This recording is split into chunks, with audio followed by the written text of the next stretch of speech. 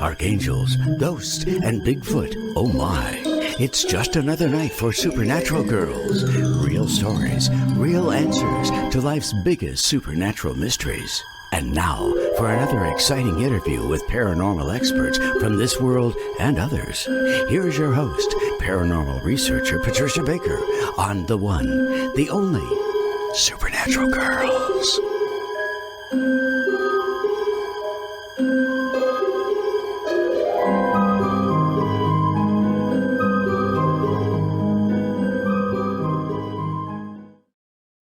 Welcome, everyone, to another exciting episode of Supernatural Girls. I am here with my co-host all the way from Tucson. I'm in the Berkshires.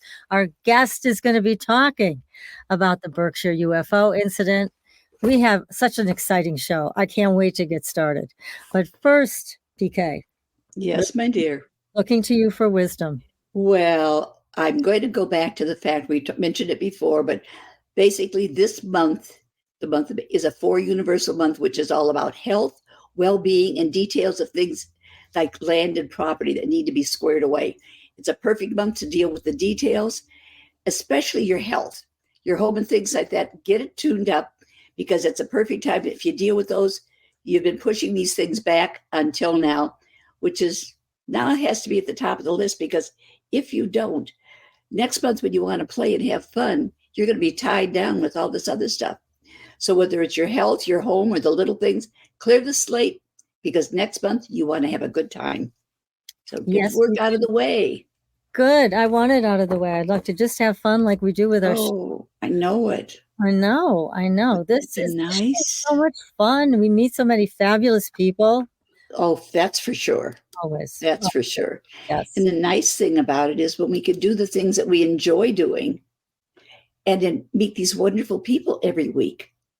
Isn't that nice? I love it. I do too. How else could we meet these great folks? I don't know. But tonight we have 2 guests on. Yes, we do. We have Tom Reed and we have Robert Ball. And we are going to be talking about an amazing event that happened in Massachusetts. Mm-hmm. So Massachusetts is a pretty spooky place, I've got to say. Many, many spots in Massachusetts. You've got that triangle thing going on here in Massachusetts. Mm-hmm. A lot of Bigfoot sightings here, a lot of UFO sightings. But this UFO experience, this one is special.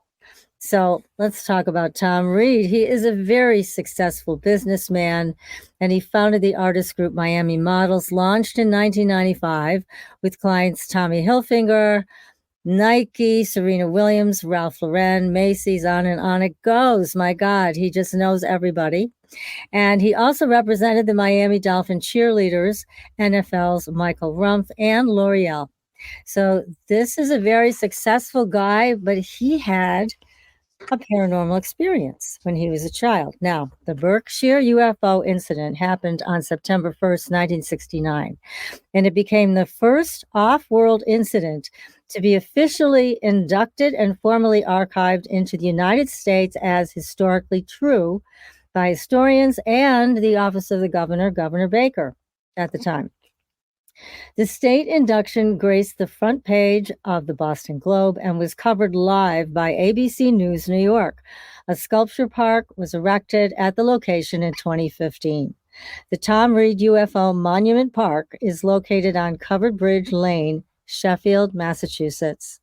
It's now a popular filming location for shows like Ancient Aliens, Unsolved Mysteries, Netflix, and Travel Channel, with donations from the family of B.B. King and the Roswell UFO Museum involved in all of this. The history-making incident is displayed in the International UFO Museum in Roswell, and Reed is currently a Fox Primetime and News Nation contributor. How about that? With to the UAP series. Yeah. And or his Berkshire's UFO incident via Unsolved Mysteries on Netflix, which I did see. And Robert Ball is the photographer, videographer, and he has done a lot of work on an upcoming film about the Berkshire UFO incident. He's also here with us tonight. So, gentlemen, welcome to the show. Hey, thanks for having us. Yeah, Great to have you that both. was a nice introduction, by the way. Thank you so much. Appreciate it. Very welcome. Very welcome. It's Sometimes great. we'll bring on Tom, and I'm like, Just a good old boy. Yeah. yeah. Well, you both have a lot to offer here to the show tonight, but maybe what we should start with is the actual experience in 1969. So how about that, Tom? Can you fill us Yeah, in? sure. And what I'd like to start with too is like there are so many things that a lot of people have never heard or don't, understand how this whole thing happened. There's so many moving parts to this thing, and we always hear the same old, narrative. And so tonight I'm going to dive in a little bit deeper because we're doing this film, and we're going to, bring a lot of that forward, a lot of the things that were kind of hushed. And so with that, what I wanted to mention to you, a lot of people, I'd like to start first with my father actually was an attorney, and he was a mayor, and, he had aspirations to move further in politics. He was friends with Senator Christopher Dodd, and that kind of helped us along the way. And my grandmother, by the way, was the governess for Franklin Delano Roosevelt's grandchildren in Cherry Hills, Colorado, when I was like a year old. And so my family had this interest in politics. And later on, I got into film and television in Miami and everything. And then I almost died, and I was in a near-death, car wreck. And so a lot of my family and I were, if I get another chance, why don't I use my contacts to bring this forward and pay tribute to my late father who lost his life over it. Mm-hmm. And so that's why the park, that's why I have this non-judgmental area. It was part of like an extension of our diner back in the day when so many people were, talking UFOs and the space race and all these things were happening. That was a place for conversation. So I'm trying to pay that forward, and so with that, a lot of what's important here and why the state was able to induct this is lost in the mix, right? So to get into that particular night or 1969 is kind of putting the cart before the horse, because that was the third incident in the area. You've got the actual news article from 1967, which I sent you. That made the newspapers too. That's actually 1967. That is the actual news article from back in the day. And you can see Sheffield Road and the whole bit.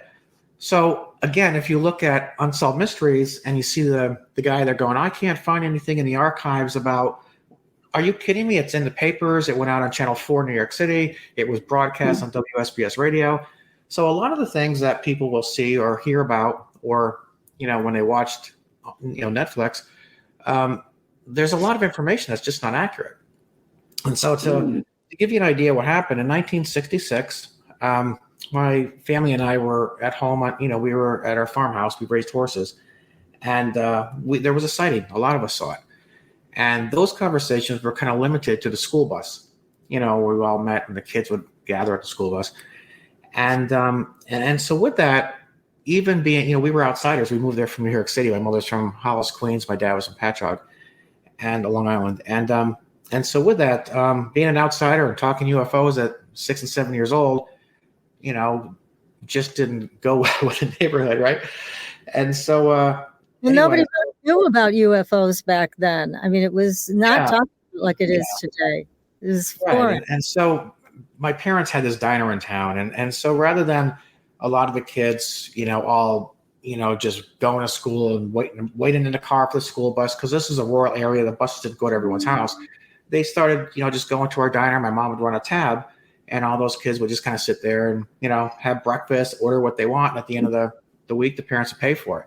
And so that's how this film that we're doing is going. That's kind of where it's going to be based. All the kids that used to eat in our diner became historians.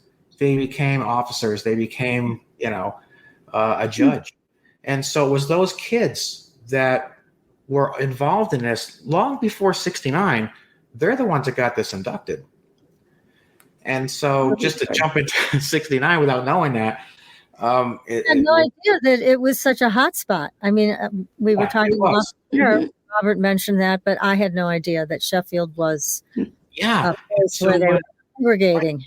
And when Sprague made the Goodwill Message that was later left on the moon by Buzz Aldrin, some people thought, well, did they make that because they already had activity in the area and they wanted to leave this calling card because they already knew? Mhm. Or was it something sporadic that they just decided to do in 69? I think everybody already knew there was a lot of activity. So, and because it was already in the papers, the same paper that the employees of Sprague would be reading years before they ever made it. And so, yeah, 66, there were sightings. 67 was the one that, my brother and I remember vividly. And with that, started to discuss that in the diner. That also made the newspaper, which you just showed. That was the 1967 incident. And so in 67, we were all talking about this in the diner. And of course, the space race was, you had, like, again, Pratt Whitney, all of them around there, Command Aerospace. They were all working on the space race. And so you couldn't talk about that just, while you're shopping or out having a bagel. You could do that in our diner, though, right? Because my mother wasn't from the area. She didn't care what you talked about. So our diner became the hub for conversation.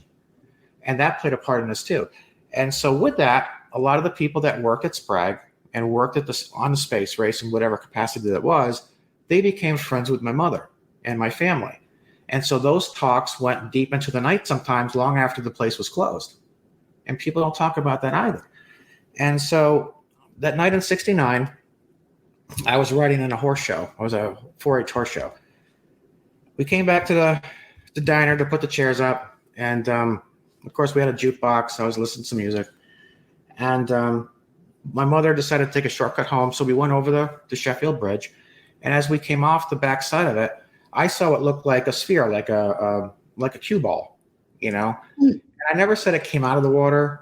I just remember seeing it rise from the water, from the banks of the water. And it rose up. I was looking at it out the back window. My grandmother saw it. My mother saw it. My brother was trying to see it, but everybody was kind of blocking his view. So he started looking off to the right. And that's where he saw like an orange one hovering over the water, much lower to the water. That one stayed, in place, whereas this one kind of moved forward. So we had one here and one kind of moving this way. And we kind of split them as we went down a dirt road. And there was a telephone pole not far down the road, which had like an area to pull off to the side a little bit. Because that road really wasn't a road. It was potholes, dirt. It was more for horse and buggy, at the time. So it was actually today. And so with that, we stopped and we were trying to find or look for the sphere that we saw earlier come, at the bridge. And so that's what we were looking for. And then my mother goes, "What is that?" And then we saw what looked like a turtle shell. That's what's the best way to describe it. There was no fancy lights, no landing gear, windows, or anything like that. It looked like a turtle shell. Like if you had top and a bottom and you flipped them like this, that's what it looked like. It was silvery, had a goldish tint to it. There was a little bit of a red sheen that came from one side of it, which was in the same direction of our car, so I could call that the front. And it kind of went along the dome of it, the top of it. The center of it was really fat. The top was much more narrow. The bottom and the middle made up the lion's share of the vessel itself. And it had lines in it, kind of like, like a turtle shell would. That's kind of why I used that reference. Mm-hmm. And the thing was, it was as large as a football field. The thing was huge. And Jan Green, who was in Unsolved Mysteries, she remembers it very well. So does Melanie Kirchdorfer. Everyone pretty much but one knew how big it was. And so with that, we were staring at this thing for quite a while. This wasn't like a 2-second thing, And then we heard what sounded like tapping noises, like a ting, ting, ting, ting. Like if you were slowing down a vehicle and you had stones tapping underneath the fender well of your car. Mm-hmm. That's what it sounded like. And we weren't moving. We'd already stopped. My mother had the car in park.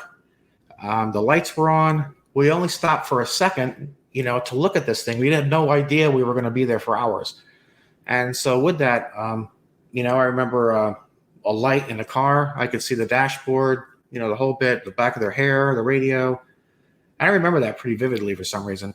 But the light didn't bother my eyes. And so then everything went like if you were shoved deep end of a swimming pool. I was like, just everything's muted, but a couple of the sounds are amplified, Mm-hmm. Then bang. I mean, it was like crickets and Cadians and everything came back to life. Everything was quiet for a while and then it erupted. And that's kind of the last thing I remember from being in the vehicle. I remember being in a large, what looked like airplane hangar afterwards. The area that I was in was much larger than the craft. By the way, I've never once said I was in the craft in 1969. I wasn't in the craft in 1969. I was in a building. And I've said that from day one, you know. Why And do you think you were in a building? How does that fit into this? Instead of because a lot of people talk about, oh, they took me into the ship, but they didn't. You said you No, worked. I've never once said, listen to any interview I've done in the last 40 years. I've never once said that. What is with this building? Because the area that I was in was much larger than the craft. I mean, the craft was it was big. It was like 100 yards, but where I was, I mean, this airplane hangar type thing was huge.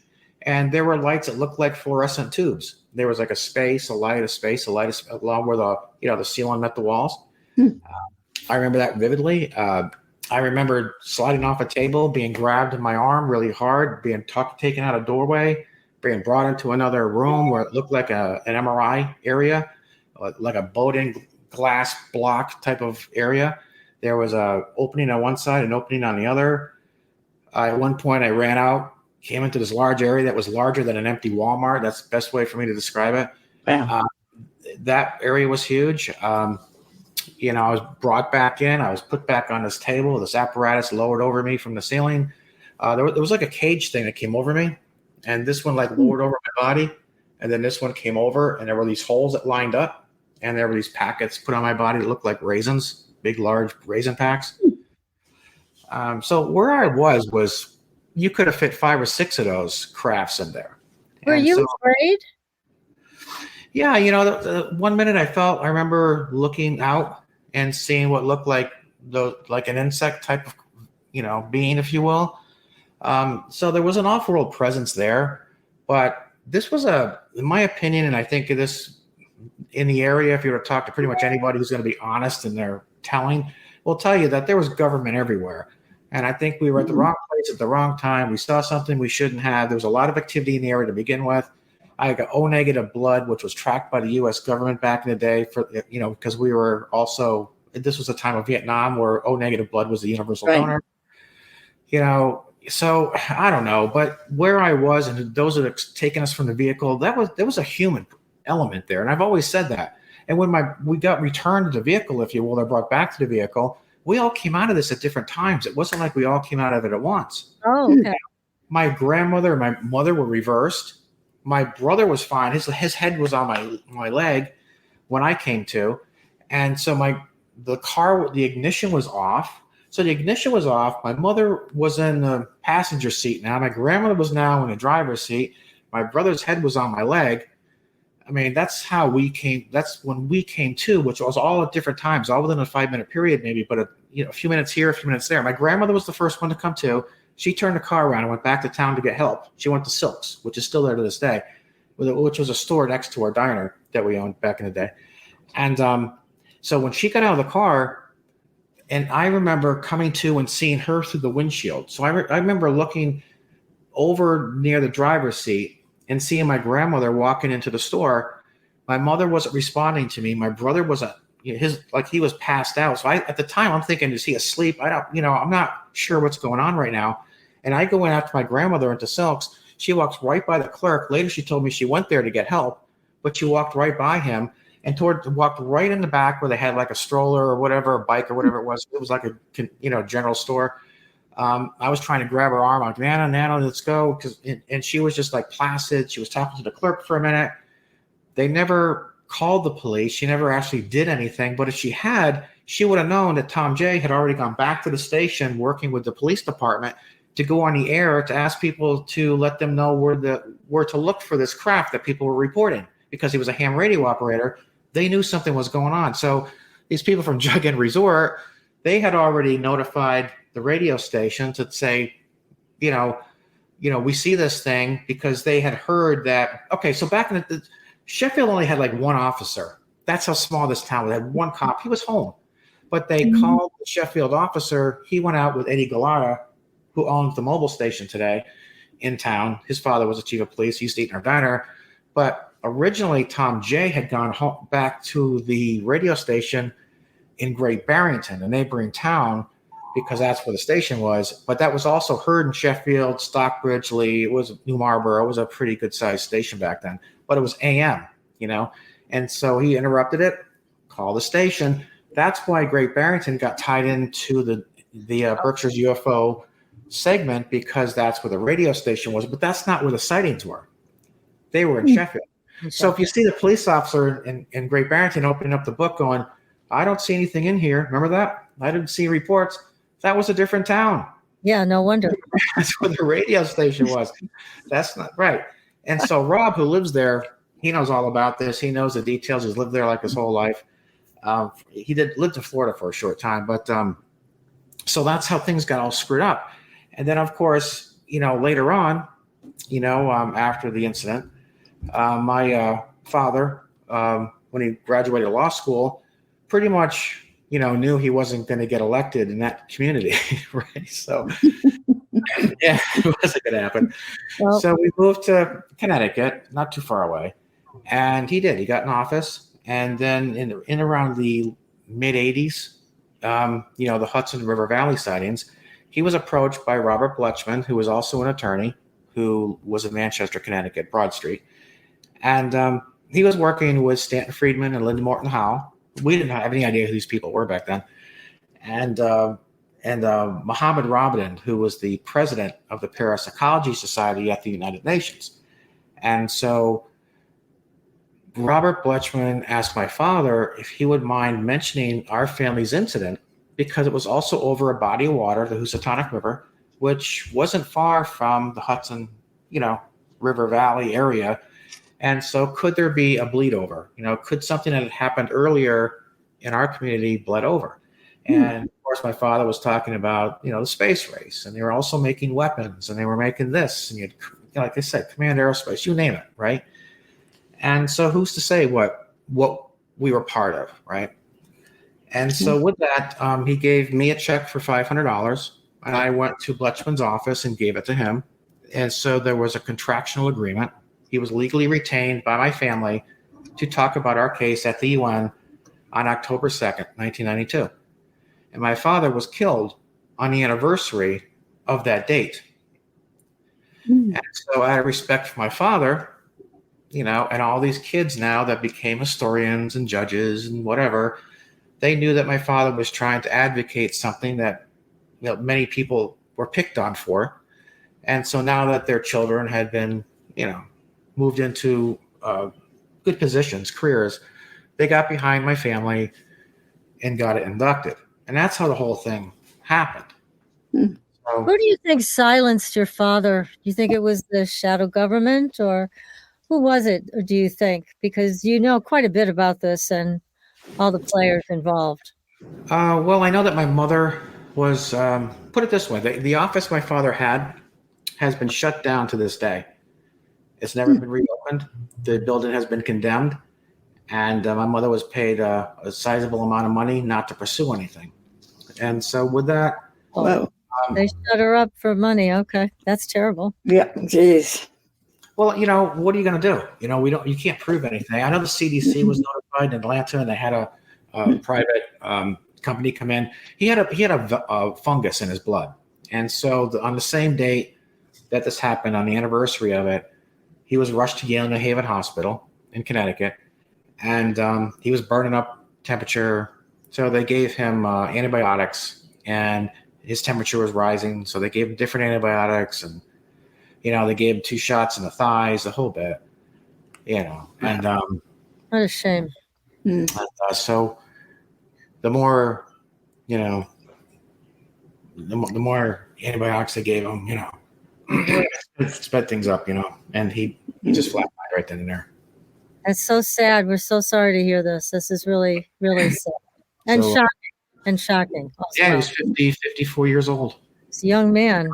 Yeah. Definitely. But, he also knew that they were also making weapons, So there were millions and millions of dollars being filtered into the Berkshires. I mean, NASA used to be in Boston. Did you know that? Did you know about No. Yeah. NASA was across the street from MIT. So the money that was being filtered in to this budget, if you will, or the budget was, a lot of it was going into the Berkshires because you had all these manufacturing facilities. And NASA was in Massachusetts. So everything was within like 2 hours of each other. And then you had the NORAD tower there. I mean, my God, it was what was going on in that area is crazy. Yeah, You and know, you also had the Nike missile sites, the Minuteman missile sites. I mean, and that's why I tell people, and that's why the government locally is like, yeah, we know this happened. We all saw it. You know, so many of us saw it. You yeah, know, and we know that there's a lot of possibilities here because of what was around us at the time. And so it's not like people are trying to hush it. At the time, if you watch on some listeners, we never talked about it. Remember, she said that, Jen Green, we never talked about it. That's not because they didn't want to talk about it. It's because they had a relative, a sister, a brother, an uncle that worked for one of the manufacturing facilities or one of the government-funded manufacturing facilities, and they could lose their job if they started talking about that's work. right.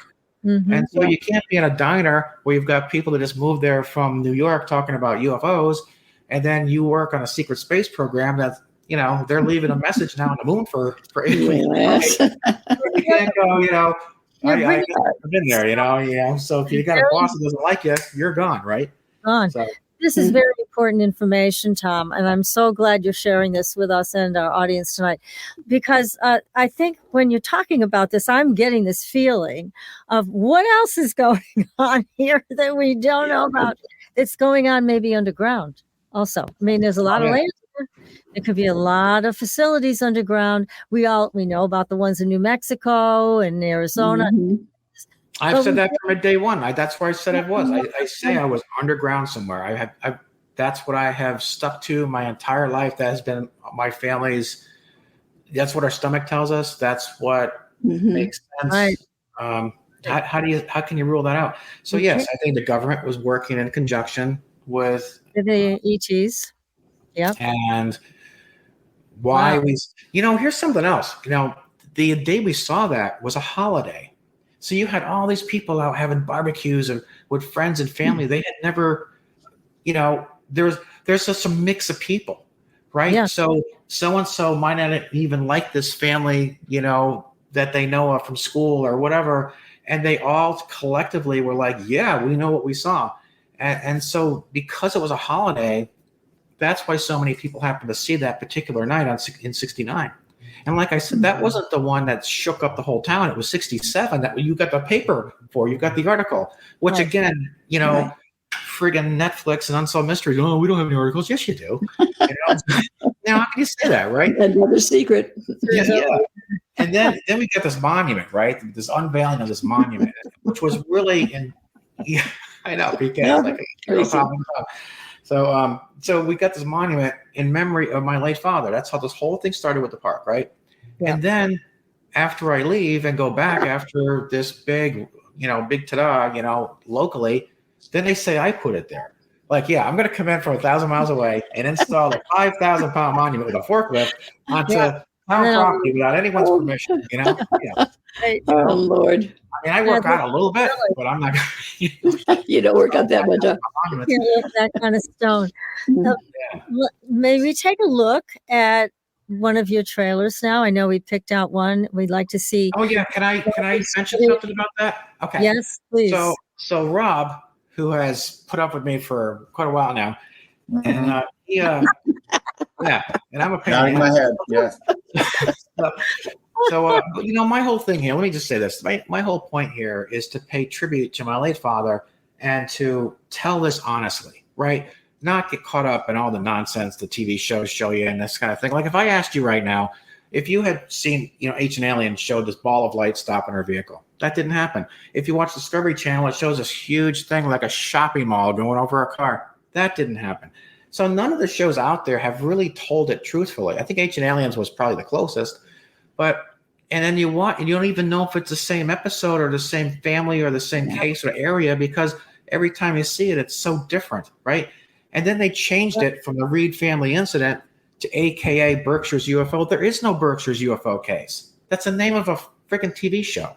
That's like saying I was part of Fire in the Skies episode. That's a TV show. It's a movie, right? And so, so it was our family's incident. My father lost his life over it. It had to do with the space race. The goodwill message that was left on the moon, that freaking medallion they made, which wasn't that big. The guy who forged that was friends with my parents. He ate in our diner because it was down the street from the horse track and the fairgrounds. They all ate in our diner. So there was definitely a connection to these manufacturing facilities and people that were moving into the area from Albany and Hartford and stuff to work there. And if you had extra money, where'd you go? The racetrack. Where was our diner? Down the road from the racetrack. And that's why. And we had a jukebox. It wasn't like you had like some major, radio station down the road. I mean, you were lucky if you could tune in an AM station, right? I mean, that's all you had. And so if you wanted to listen to music, you came to our diner. You wanted to talk openly, you came to our diner, right? If you were going to go to the racetrack, you wanted to eat, that's where you went. Yeah. And so that's why, again, so the trailer I think you're going to shows a scene that we filmed about my father, walking out of a municipality, a building, disclosing what he knew about the space race and the connection to the area. And then, of course, I rented a plane. I think it's still on my credit card. So I rented a plane. And we flew the area where the UFO was seen, that from Pittsfield all the way down to Sheffield. And then, so let me, okay, so this is how I'm telling it. Can I get a minute? Okay, I'm sorry. Sorry, listen to this. All right, this is great. Now we got to watch this because now everybody's all right, I know. I'm glad he's not excited. So this is great. So the way I'm telling the documentary so people don't fall asleep is that I walk into the actual bridge that this took place in. I'm taken over by a mist, and I'm like this shadow of a person.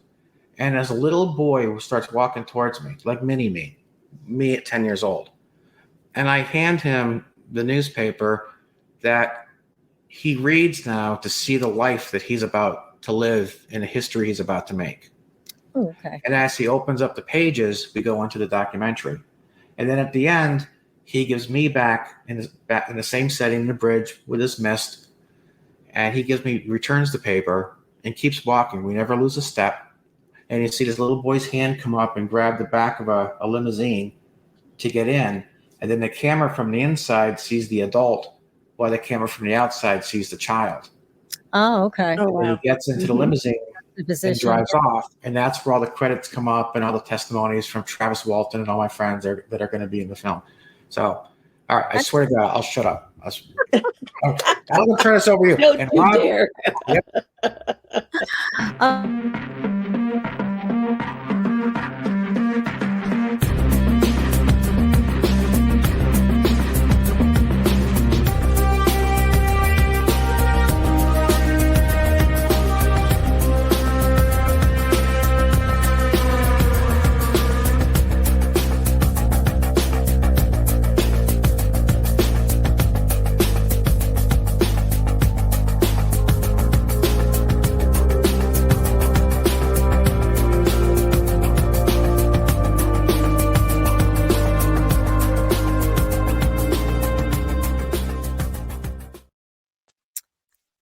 That is excellent. Yes. short little clip. Yes. Yeah. So that's probably some of the footage we're not going to use, but that's we actually filmed that. That's all my footage. And there's a couple other clips. I don't know if you have time, but Rob did a lot of the drone work for that. And it's going to be nice. It's all shot in 4K, Blackmagic cameras. So what are your plans with production? Are you going to produce the whole thing and then sell it, or are you just going to try to sell it as a concept? Which way are you doing it? I'm talking with Darcy Weir, and it's going to be on Amazon Prime. So Excellent. and got so many cameos. Ben Hansen's going to be in it, Mike Barra, Travis Walton, probably Clyde Lewis. What's the title going to be? Tom Reed's Berkshire's UFO. Okay. Yeah. Well, you've got to make sure that you keep us posted so that we can help Sure. promote it when it's available, because Absolutely. this is something not to be missed. It's a very unique thing. I mean, to see a whole town, stand up and say, "Hey, I saw that." That's 250 people. You said that witnessed this thing that night. Mm-hmm. Yeah, absolutely. And by the way, you have another trailer. I want to tell you something else. This is a little darker, but a lot of people don't realize what my mother went through. We had one guy stand up, and I mentioned this on Unsolved Mysteries, stand up on a table and expose himself and say, "You want to see something out of this world, Nancy? I'll show you something out of this world." I don't really think she was that impressed, but apparently you thought she would be. But anyway, so there's these are some of the original documents and news articles, I should say. I'm sorry. And my name's in there. 2 policemen charged with assaults. Now, we took some police officers to Superior Court in Pittsfield, Massachusetts, because they had beaten me to a pulp as a minor. Oh my goodness. And some of the footage and some of the stuff that we shot right where that happened as well. So to give you an idea, the races, we had horses. We loved horses, right? I can't even shoot an animal. I can shoot a person, but I can't shoot an animal, right? Of course. Just I love animals, I had a tiger for a while. And they're kind of and yeah, it was awesome. But he ate a lot, 10 pounds of raw chicken a day. And I was like, the novelty wore off, who wants a tiger?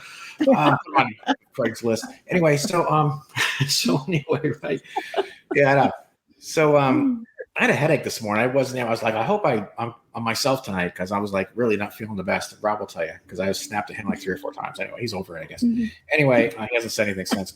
Anyway, so anyway. Paybacks are hell, kiddo. Yeah. So anyway, I lost my track. What was I talking about? And then have it taking footage. Oh, yeah. So we went to court, right, and they were suspended for 2 weeks without pay. But what happened here was that a horse had lost its balance and crashed through a wall at the racetrack. And Linda Farrell, who is still on my Facebook to this day, and I think Bill met her too, she actually went to Superior Court with me, because she was like running to get my parents. We were left in a parking lot covered in blood, and my friend's leg was broken. It was horrible.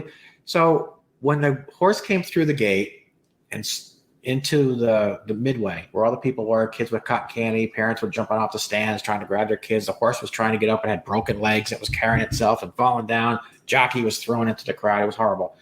And so I'm sitting there, and we're like, the horses are drugged. And we knew they're drugged. And the cops were like, don't listen to them. They'll tell you there's, UFOs or aliens around here too, because we were that family that, the bad guys. So don't listen to us, trying to use the UFO thing to, ruin our credibility as to, what was really happening at the track. And so I had said something probably inappropriate, more than likely. And so I was on my way back. He knows what I said. And I got brutally beaten. And so there's a scene which I sent you in one of the other clips where you see Linda Farrell, who's still with us to this day on my Facebook. That's her. She's running up to get help. And it was due to this right here. These articles are right here. And that's something else I really think is important, because that shows how intense and personal and how badly we were attacked by certain people. I'm not saying the whole community is like that, but a lot of the people. There was just that. I'm sorry. All right. So if you want to show that one, that's good. That's her running through the bridge. Find that it's one of the other two, and don't worry about it. If we play both of them, that's okay too.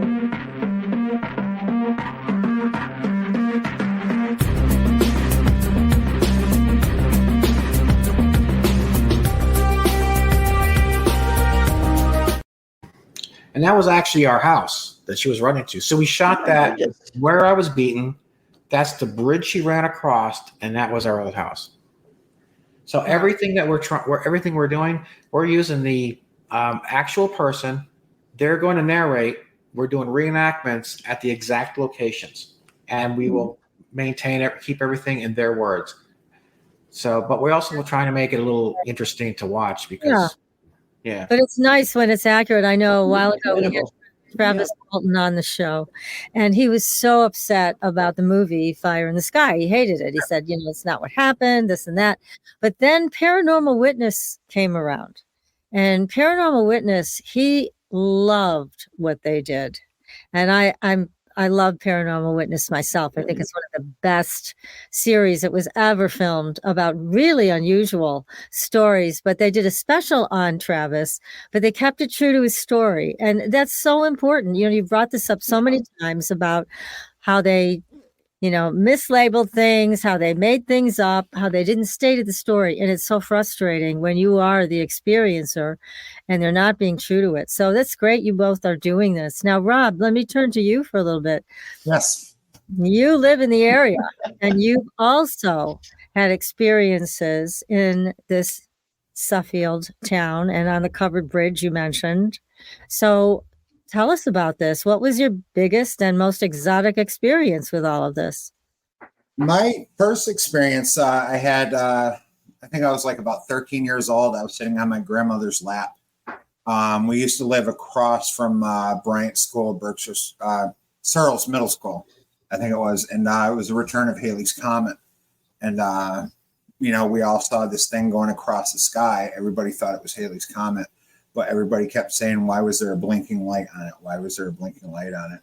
And later in life, watching, like alien movies and watching UFO movies and everything like that, it turned out to be an actual UFO. It was like an amber color flying across the sky.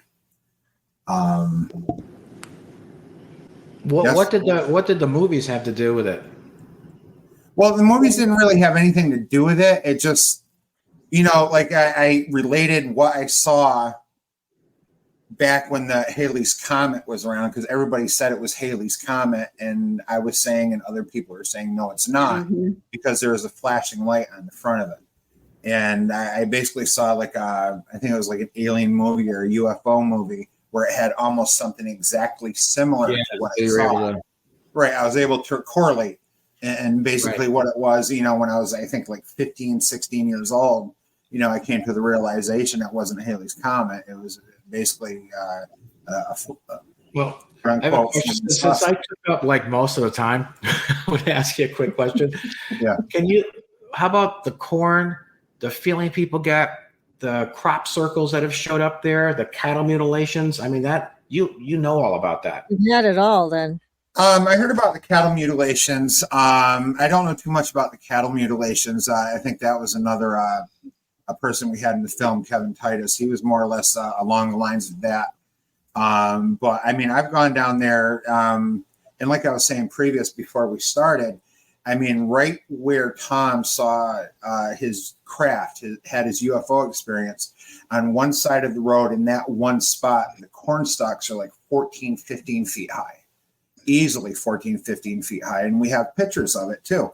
And right on the other side of the road, less than 50 feet away, the corn's like maybe 8 feet tall. Right. So in that one spot where they're like so tall, you can't, it's like, I don't know, you can't even explain it. Yeah. So you can tell her what happened with me being with that. Okay. All right. Yeah. Basically, adjacent to what happened to myself, and since Tom brought that up, I'll bring that up first. We were filming. I think we're just about ready. I think it was the last night of filming, wasn't it? And Tom and I think a few other friends, actors, went across the bridge, and he got picked up maybe a few feet off the ground and thrown 10 feet forwards. And there was 3 or 4 witnesses that saw it. He had bumps and bruises on his elbows, on his feet, on his knees. I mean, he landed literally 10, 15 feet away in the dirt. And I mean, it was such a hard thump that it tore holes in his body. For heaven's sakes. Who did that? We don't know. We don't know. I was walking. I was actually talking to a retired police officer at the time. And there was probably 10 to 15 people there. Some on one side of the bridge, some on the other, because we were filming in the bridge and around it. And I was just walking. It was like I was on a trampoline. All of a sudden, I just turned sideways, and I literally, I mean, as crazy as it sounds, I mean, it really did happen to me. And what's interesting, though, is that we had those REM pod boxes. I guess that's what you call them. And we had been putting them all through the bridge down this road where our car stopped that night. And there was no activity on these things. And then all of a sudden, boom, boom, they started going crazy.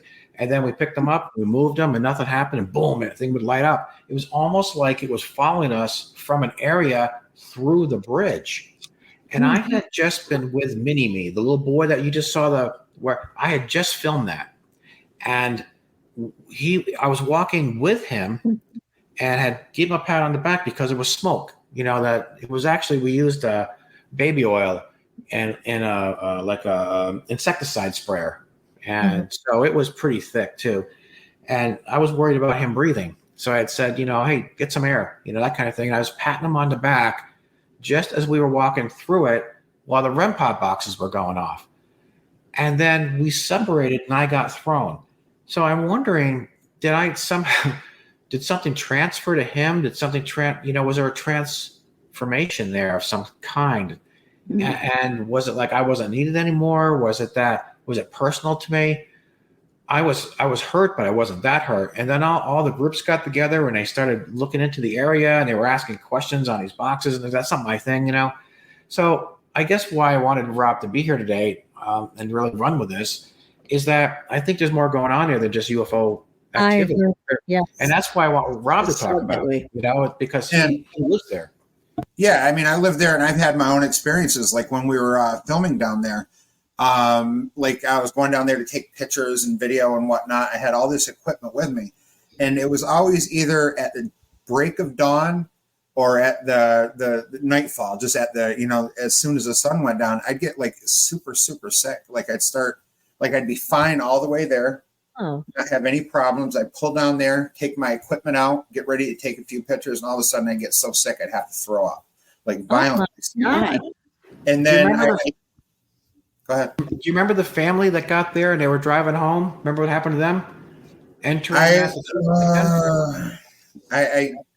don't. I'm sorry. So remember the truck that wouldn't start? It pulled in, it was fine. The truck wouldn't start. The phones weren't working. And then this family came in from Long Island just to visit. The woman looked like Cher, actually. It was kind of interesting. And so they were leaving. They called me up afterwards because I met them at Pine Bush, and they were telling me last year what happened to them at Pine Bush. And so they were leaving, and they drove 45 minutes, and then the next thing their navigation system said entering Sheffield, Massachusetts. And then they remember that? Yeah, I had my own experience too when I was going down there. Remember? They kept going, and we're like, "Are we going the right way?" And then it said entering Massachusetts. And then they pulled in their driveway. So their navigation system was still reflecting that they were back in Sheffield, Massachusetts when they were in Long Island. And one of their phones wouldn't work. And it was just crazy. It's weird. There's something going on in the area. There's magnetic force there. Yeah. Weird. And we have crystals that run underneath the Berkshires. And Quartz. Yes, quartz crystals. But we also have a lot of granite. And granite, I think, is a key to a lot of these things too. So I'm glad that neither one of you disappeared forever, because I think that can happen sometimes with some of these things. So, goodness.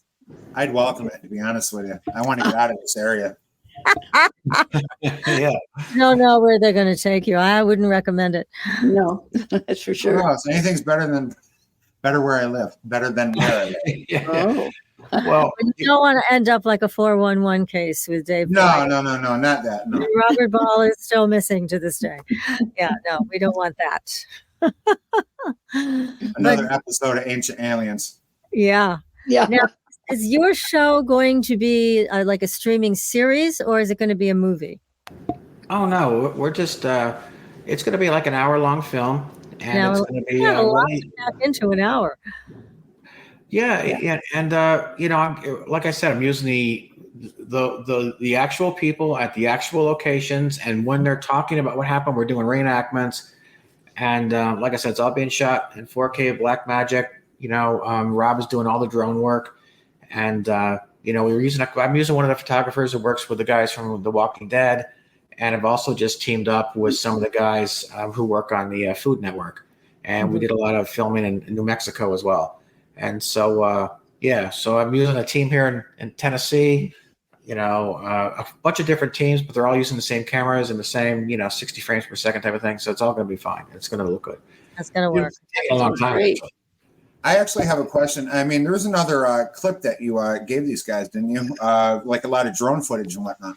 Yeah, if you got the last clip, this is the old abandoned fairgrounds, and that is where we set up. That is like our base, was the fairgrounds. Let's take a look at that. A lot of graffiti. It's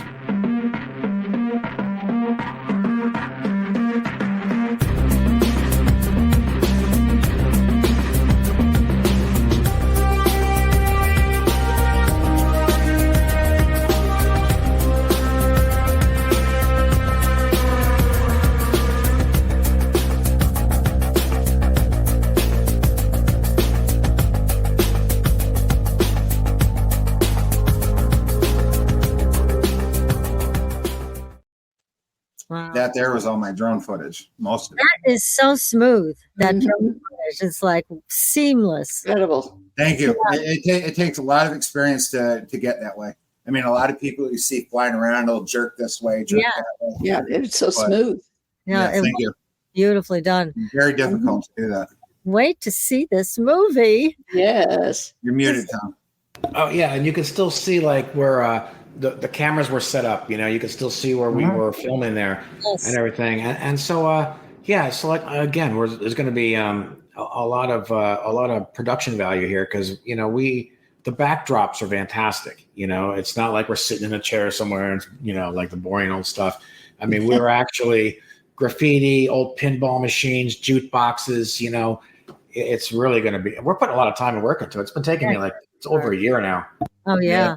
It Fabulous. sounds like Work, though. because of the area and whatever's going on there, you may catch some other footage that you could bring into this. I mean, Good point. it's a very powerful area, and it obviously has some kind of attachment, especially you, Tom. So might need to keep that camera on you as well as other. Yeah, well, Definitely and a there's a lot draw. of truth to that, Patricia. There's definitely more going on there, and I'm not so sure it's just UFO related. There's almost something dark. You know, it just when we were there, we had like these colored balls in the bridge and stuff, and they started. You know, you set them down and you walk away, and all of a sudden they start moving on their own and stuff. And Rob was part of that too. He was there for that. You got a minute, Rob? Wrap it up, man. Way to let me go there. I don't have nothing to say. I mean, it's a cliffhanger thing to leave me on. Yeah, I'm so sorry. No, but I agree. There's something there. There's something there. It's affecting the area, and it's also affecting local populace because everybody around the area, you know, is not happy. They're miserable. They don't respect people.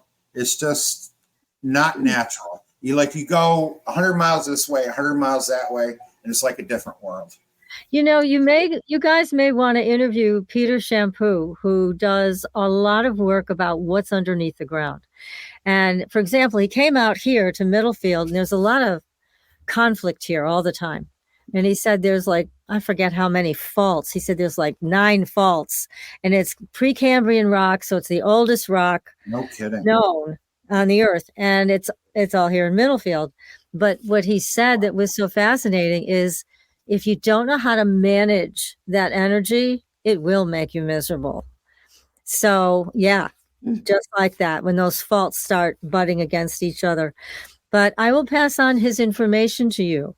I think you would find him very interesting, and he can take a look at Sheffield, the covered bridge, all of the places you're going, and he will give you more information that I think you'll find useful. There's something there that like we were there last time.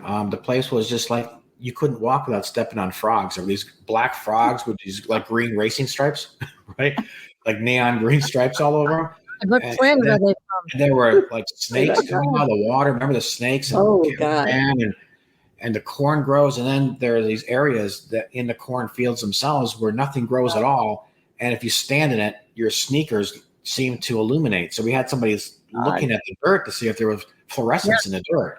Just a lot of weird stuff. And if you're there for a while, you're like, check, please. Weird. Yeah. Hey, I'm so sorry to say we've run out of time. And you guys have been phenomenal. We'd love to have you back and keep us, please, in the loop with your progress on a very, very important film. It's been great having you here. Thanks for having me. I really appreciate it. Hope It's been a delight for us. Yes. Thank you.